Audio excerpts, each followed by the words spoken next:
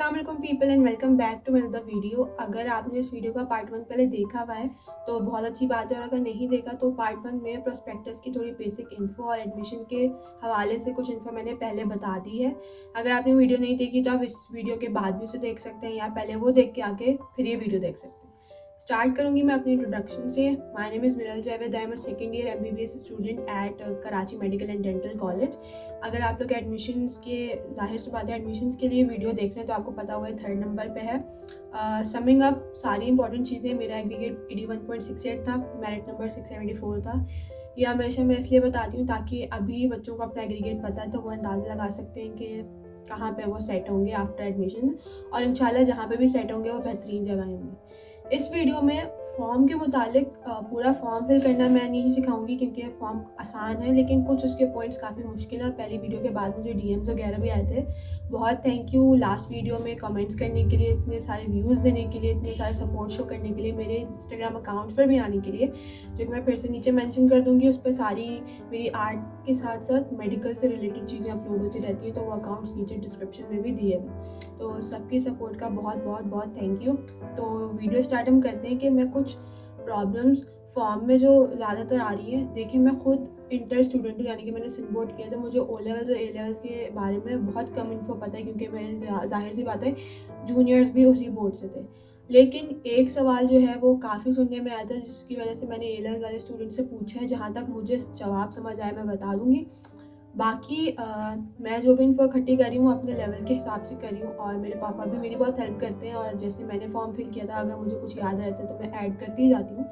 लेकिन अगर कोई सीनियर है, कोई टीचर है जो भी वीडियो देख रहा है, तो अगर आपको कोई एक्स्ट्रा पॉइंट या स्टूडेंट को एक्स्ट्रा पॉइंट पता हो और वो बिल्कुल रिलायबल सोर्स से है तो वो भी आप नीचे कमेंट कर सकते हो। जो वीडियोस देख रहे हैं वो एक दफ़ा कमेंट सेक्शन में पढ़ लिया करें। कुछ सवाल जो आप पूछते हो उसके आंसर पहले मैं दे चुकी होती हूँ, तो आप नीचे चेक कर सकते हैं। अब हम स्टार्ट करते हैं फॉर्म से। ठीक है, मैं 2 चीज़ें क्लियर करूँगी। सबसे पहले तो हमारे पास 2 तरह की चेकलिस्ट दी हुई है। एक चेकलिस्ट हमारे पास प्रोस्पेक्टस के अंदर दी हुई है, ठीक है, और एक हमारे पास चेकलिस्ट वो जो फाइल जिसमें हमने डॉक्यूमेंट्स लगा कर देने ना उसमें दी हुई है। दोनों चेकलिस्ट सेम है, दोनों का अरेंजमेंट डिफरेंट है। जो प्रोस्पेक्टस वाली चेकलिस्ट में, यानी जो इस किताबचे में चेकलिस्ट है, वो जो है ना, जैसे हम लोग ग्रॉसरी लिस्ट बनाते हैं ना रैंडम चीज़ों की, लेकिन उसमें होता सारा सामान है लेकिन वो रैंडम होता है।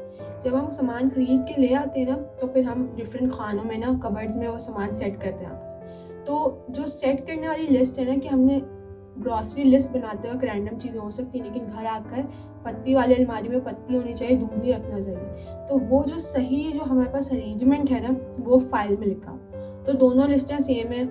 आप जब अपने डॉक्यूमेंट्स बना रहे हो ना तो चेकलिस्ट कहीं सबमिट नहीं करानी प्रोस्पेक्टस वाली, तो आप उसके ऊपर टिक लगा सकते हैं कि यहाँ मैंने ये डॉक्यूमेंट करवा लिया अपनी याद दहानी के लिए। तो एक तरह से वो आपकी मदद के लिए दी हुई है, और जो फाइल है वो तो वापस सबमिट होगी। तो वो वाली चेकलिस्ट जो है वो इस तरह की, आपने तरतीब किस तरीके से लगानी। इस तरतीब लगाने की वजह से भी काफ़ी कन्फ्यूजन्स क्लियर हो गई हैं, जो मेरे हिसाब से मुझे लगता है कि ऐसे करना चाहिए, तो मैं वो भी एक्सप्लेन करूँगी। सबसे पहले हम स्टार्ट करेंगे फॉर्म से। ठीक है, फॉर्म में सारी चीज़ें सिंपल हैं एक्सेप्ट जो मार्क्स का कॉलम है। बहुत सारे लोग कह रहे हैं कि सेकेंड ईयर के मार्क्स भी हम फर्स्ट ईयर में लिख दें क्योंकि फर्स्ट ईयर में हमें ग्रेस मार्क्स मिले हुए हैं। देखिए, नीचे लिखा हुआ है कि 3% ग्रेस मार्क्स। मेरी कज़न जो है वो भी सलामकेट दे रही है। सबके लिए दुआ करें और उसके लिए भी कि उसकी अच्छी जगह एडमिशन हो जाए। तो उसके किसी सब्जेक्ट में अगर थ्योरी में 78 मार्क्स हैं ना, तो इसके 3% हम निकालें तो उसके तो फिर उन्होंने फर्स्ट ईयर में ग्रेस मार्क्स वगैरह जो भी देने हैं वो देख के 80-81 बनाने चाहिए, लेकिन उसके उस सब्जेक्ट में भी कम है मार्क्स फर्स्ट ईयर में। तो अगर सबको 3% बढ़ा कर दिए तो हर सब्जेक्ट में उनके बढ़ाकर ही फर्स्ट ईयर में लिखने चाहिए।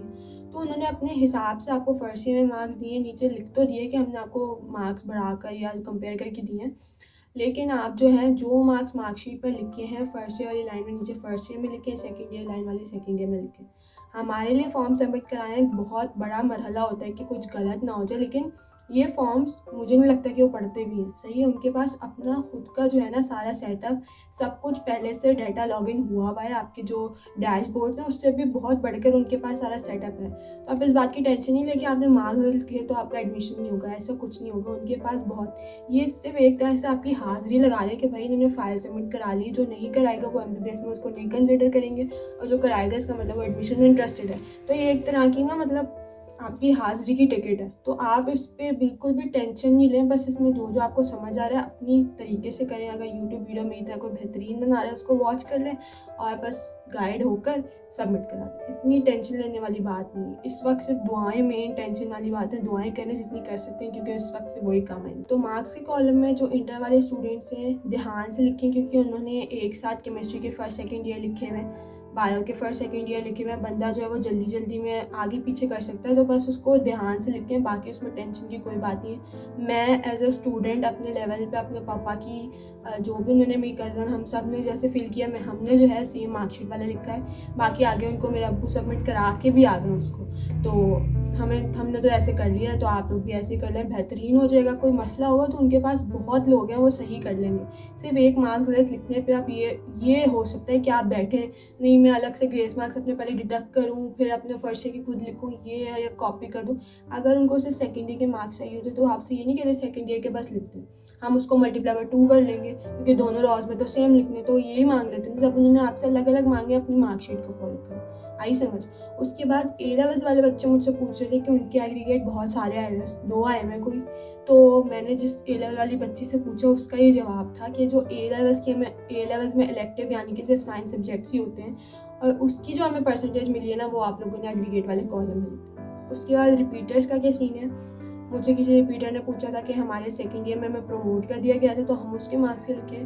तो मुझे बहुत माज़रत है लेकिन मैंने रिपीटर से पूछने की कोशिश की लेकिन मुझे कोई बंदा ऐसा नहीं मिला।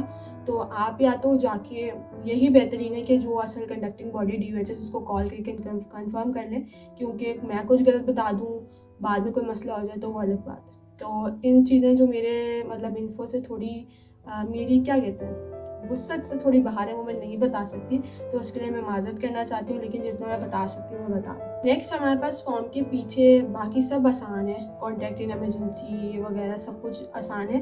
फिर बात आती है फॉर्म के पीछे कि हमने सीक्वेंस क्या लिखना है। BDS में चूँकि हमारे पास शहीद मोहतरमा बेनज़ीर भुट्टो यूनिवर्सिटी में BDS नहीं होता तो एक्सक्लूडेड है, उसके बजाय हमारे पास डाउ डेंटल कॉलेज DIDC है। तो जो हमेशा मेरिट का सीक्वेंस होता है ना, वो पहले डाउ के बच्चे भरते हैं, फिर जिन्ना के, फिर KMDC के, फिर लियारी वाले के। तो इस हिसाब से आप ये 4 कॉलेजेस लिखिए, उसमें MBBS में भी और BDS में जो नीचे वाला 4th वाला निकाल के नीचे आप DIDC, DDC जो भी आपको प्राइस या फीस स्ट्रक्चर या सीट्स के हिसाब से बेहतरीन लगता है वो आप एडजस्ट करके लिख लें। असल जो बात आती है ना वो ये है कि तस्वीरें कितनी चिपकानी।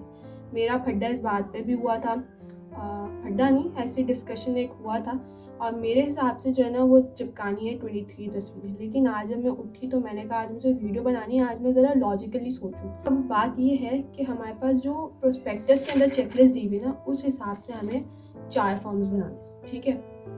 ये बात तो पक्की तय है, एक MBBS का ओरिजिनल, उसकी फ़ोटोकॉपी, एक BDS का ओरिजिनल, एक BDS की फ़ोटोकॉपी, ये 4 फॉर्म्स बनेंगे। सारी चीज़ों की 4-4 फ़ोटो स्टेटें लगेंगी और फिर वो आप फाइल में चिपका देंगे। फाइल में जहाँ पे आप चीज़ें इस वाली साइड पे लगाएंगे ना, यानी कि वो क्लिप करेंगे, उसमें पिक्चर्स और CNIC नहीं लगाने। CNIC पिक्चर्स की अलग से जगह ऊपर आपकी फाइल में दी हुई है। अब मसला ये आता है कि फाइल में लिखा हुआ है यहाँ पे सिर्फ 3 तस्वीरें लगाएं, जो हमारे पास प्रोस्पेक्टस में चेकलिस्ट है उसमें लिखा है कि हर फॉर्म के साथ 4-4 तस्वीरें, तो इस हिसाब से 4 × 4 16 होती है। तो वहाँ पर तो लिखा होना चाहिए था कि यहाँ पर 16 तस्वीरें लगाएं। तो ये बहुत ही कंफ्यूजिंग सी बात है। अगर आप चाहें सेफ साइड पे रहना तो आप ये कर सकते हैं कि हर फॉर्म पे एक तस्वीर यानी कि 4 तस्वीरें फॉर्म पे हो गई जो अटैच नहीं करवानी। उसके बाद जो है हमारे पास जो हमने एनवेलप में तस्वीरें अगर आपने अटैच करवा दी तो भी कोई मसला नहीं, पीछे से अटैच होंगी, पीछे नाम लिख के उस पर लगा दीजिएगा फॉर्म्स। उसके बाद जो हमने एनवेलप में तस्वीरें डालनी है ना, वो मैं तो चाहती थी कि 20 लगाएं, लेकिन मेरी जो कज़न का फॉर्म सबमिट हुआ उसमें हमने 20 नहीं लगाई, क्योंकि लॉजिकली यही बात तय होती है कि 20 कोई लगा नहीं सकता, तो हमने उसकी 6 लगा के भेज दी। आप ऐसा कर लें 8 लगा दें, क्योंकि जब वहाँ पे जो हमारे पास जो खाने हैं ना अलमारी के, यानी कि वो जो फाइल, उसमें जगह ही जब हमें 4 दूध के डब्बों की दी हुई तो हम उसमें 20 कैसे फिट करें। चाहे हम पहले 20 ले आएँ तो हम उस जगह पे भी 8 लगाते हैं, बाकी 12 स्टोर कर लेते हैं। तो पिक्चर्स कम ज़्यादा होने से कोई मसला नहीं, बस एक एडिक्वेट अमाउंट आप लगा दें। अगर आपका दिल नहीं मानता तो आप 20 भी लगा सकते हैं और अगर आपका दिल मानता है तो आप 8 लगा दें। फॉर्म्स पे 4 होंगी, उधर 8 होंगी, टोटल 12 मेरे ख्याल से बहुत बहुत बहुत इनफ है। उसके बाद CNIC जो है ऊपर मांगे हुए 2-2 स्टूडेंट के और 2 पेरेंट्स के, जबकि अगर हम फॉर्म के हिसाब से गिनती करें तो हर एक फॉर्म के साथ 1-1 है, तो टोटल 4-4 CNIC लगने चाहिए। तो इसी तरह CNIC चले 4 लगा दें। तो ये डॉक्यूमेंट्स जो है मिनिमम 4 होने चाहिए हर फॉर्म के साथ 1-1, जो कि तस्वीर भी लगी हुई है। तो कम से कम तस्वीरें अगर आप लगाना चाहें तो उधर 8 लगा दें और उधर CNIC 4-4, ताकि हर चीज़ की जो मिनिमम अमाउंट है ना वो हमारे पास 4-4 तो हो ही, तो आप सेफ साइड पर रहेंगे। ये मुझे पिक्चर्स का अपने लेवल के हिसाब से समझ आया। अगर किसी वीडियो में आपको बेहतर समझ आता है और कोई और रिलायबल सोर्स मिलती है तो प्लीज़ प्लीज़ प्लीज़ ये मत कहिएगा कि छोड़ो मेरे को छोड़ देते हैं, हम अपना काम करते हैं। दूसरों की मदद के लिए वो नीचे कमेंट कर दीजिएगा कि आपको क्या चीज़ समझ आई है, आपने किस तरह से सबमिट करा है। मेरी कज़न के फॉर्म में हमने सिर्फ 6 तस्वीरें लगाई हैं, ठीक है, 3 मतलब 6 तस्वीरें वहाँ लगाई हैं 3 की जगह, और हर फॉर्म पे 1-1 लगाई हैं, तो हमने टोटल कितनी लगा के भेजी 10। तो हमने तो ये किया है। बाकी आप लोगों को जैसे समझ आए, मैंने आप लोगों को अपने 2 पहलू बता दिए कि या तो 23 वाला फॉर्मूला इस्तेमाल कर लें या कौन सा वाला 12 वाला, तो जैसा आपको सही लगे। ये हो गई तस्वीरों की बात और CNIC की बात। उसके बाद हमारे पास जो फ़ी वाउचर है ना वो ओरिजिनल जो है वो फाइल पे अटैच होगा, यूनिवर्सिटी कॉपी। जो BDS के फॉर्म्स है ना उसमें हमारे पास जो फ़ी वाउचर है वो तीनों कैंडिडेट कॉपी है, तो शायद वो मिस प्रिंटिंग है, उसमें से एक कैंडिडेट और MBBS वाले में से यूनिवर्सिटी कॉपी स्टेपल करके उस फाइल में लगा कर फॉर्म्स को तरतीब, यानी कि पहले ओरिजिनल वाले MBBS, उसके नीचे फ़ोटो कॉपी, उसके बाद ओरिजिनल BDS, उसके बाद फ़ोटो कॉपी BDS। अब BDS के जो और MBBS के जो फोटोकॉपी वाले फॉर्म्स है ना उनको भी अटेस्ट करा दें, ठीक है। ओरिजिनल तो ओरिजिनल चीज़ है, उसको अटेस्ट नहीं कराते, लेकिन मैंने अपनी कॉपीज निकाल के देखी थी, तो मैंने जो अपनी फोटोकॉपी वाला सेट था ना उसमें जो ओरिजिनल एप्लीकेशन फॉर्म था उसको भी मैंने अटेस्ट कराया हुआ था। तो अटेस्ट करा के भेज दें, टेंशन फ्री हो जाए। नहीं कराएंगे उससे कोई बड़ा मसला नहीं होता, क्योंकि ओरिजिनल एप्लीकेशन फॉर्म तो अटैच किया हुआ है ना, सबूत तो है। अटेस्ट कराने का मकसद ये होता है कि आप ओरिजिनल अभी नहीं भेजे ना डॉक्यूमेंट्स, तो आपने किसी ऑफिसर के सामने अपने ओरिजिनल डॉक्यूमेंट्स दिखाकर उसे टेस्ट करवाएं। तो ये एक तरह का ना स्टैम्प होता है ठप्पा कि यस आपके ओरिजिनल ही थे हमारे पास, इनके पास ओरिजिनल मौजूद थे तो भाई मैंने देख के फ़ोटोकॉपी पे ठप्पा लगा दी। अब फॉर्म ओरिजिनल जा रहा है उसके साथ फ़ोटोकॉपी, तो ज़रूरत है भी नहीं भी, सब बात जो है ना वो अपनी तसल्ली की। तो अपनी तसल्ली के लिए आप ओरिजिनल एप्लीकेशन फॉर्म की जो फ़ोटोकॉपी भी है उसको भी अटैच करा के लगा दें। इस तरह से आपके 4 फॉर्म्स लग जाएंगे। तस्वीरें 8 लगा दें, बहुत है। 20 लगाएंगे वो तो बहुत ही ज़्यादा है, वो कहीं आपकी शायद बिलबोर्ड पे भी लगा दें, इतनी सारी आप उनको भेज रहे हैं। उसके बाद CNIC आप 2-2 भी लगा सकते हैं, क्योंकि फाइल पे मेंशन है 2-2, या 4-4 भी लगा सकते हैं, कोई मसले की बात नहीं। उसके बाद फ़ी जो वाउचर है वो हमारे पास यूनिवर्सिटी की कॉपी और BDS में चूँकि कैंडिडेट की मिस प्रिंटिंग की वजह से 3 कॉपीज़ हैं तो आप 1 लगा दें। आपके पास कैंडिडेट की दोनों कॉपीज़ मौजूद रहेंगी तो वो आपके पास सबूत है कि आपने पेमेंट की हुई है। बाद एक वीडियो और कुछ वीडियोस में ये भी था कि आधी तस्वीरें आगे से टेस्ट करें, आधी पीछे से, जैसा मर्जी दिल करता है। अगर सबमिट करा दिया सिर्फ एक साइड से टेस्ट हुए हुए तो भी कोई मसला नहीं, भाई तस्वीरें भेज दी हैं, टेस्ट की हुई है ना, बस कोई मसले की बात नहीं। वहाँ पे कहीं मेंशन अगर है, मैंने गलत पढ़ लिया और मेंशन है ऐसा, तो वो भी आप कमेंट करके बता दें, लेकिन मैंने जहाँ तक रीड किया है इस वाले प्रोस्पेक्टस में और फाइल में कहीं भी मेंशन नहीं था कि 3 आगे से 3 पीछे से। तो अगर आपका मन करता है, अगर आपके पास टाइम है तो आप करा लें, अगर आपने सबमिट करा दिया तो भी कोई टेंशन की बात नहीं। मकसद ये है कि आपने फाइल जो है वो सबमिट करा दी है फॉर्म के साथ, 4-4 डॉक्यूमेंट्स अटेस्टेड के साथ, यानी कि आप इंटरेस्टेड हैं एडमिशन में। बाकी जो उनके पास डाटा वगैरह है ना वो उससे सब बाकी रीचेक कर लेंगे, तो टेंशन की कोई बात नहीं। I hope this video was helpful, और इसमें जो थोड़ी छोटी मोटी क्वेरीज वगैरह थी वो सॉल्व हो गई हैं। अगर अभी भी कोई क्वेरी है तो ये सीरीज़ यानी कि MBBS पर्सपेक्टिव्स और BDS पर्सपेक्टिव्स भरने के सिर्फ 2 ही वीडियोस थी। इसके बाद मैं इस मुद्दे पर कोई वीडियो नहीं डालूंगी, लेकिन अगर ज़्यादा क्वेरीज आए तो शायद एक वीडियो आ भी जाए तो आप कमेंट कर सकते हैं, वैसे ही इंस्टाग्राम में DM भी कर सकते हैं। और प्लीज़ प्लीज़ प्लीज़ जैसे आपने पहली वीडियो पे इतना ढेर सारा प्यार शो किया है वैसे इस पर भी करें, लाइक करें, शेयर करें, सब्सक्राइब करें। कुछ लोगों के पापा भी वीडियोज़ देखते हैं, तो अंकल्स आंटीज़ बहुत बहुत शुक्रिया आपका। With that I take my leave, और इंशाल्लाह सबका बहुत बॉम्ब जगह पे एडमिशन होगा, नहीं होगा जहाँ चाहते थे, अल्लाह ताला ने बहुत दूर की सोची हुई है, तो अल्लाह ताला बेस्ट जगह पे जाके तुम लोगों को डाले।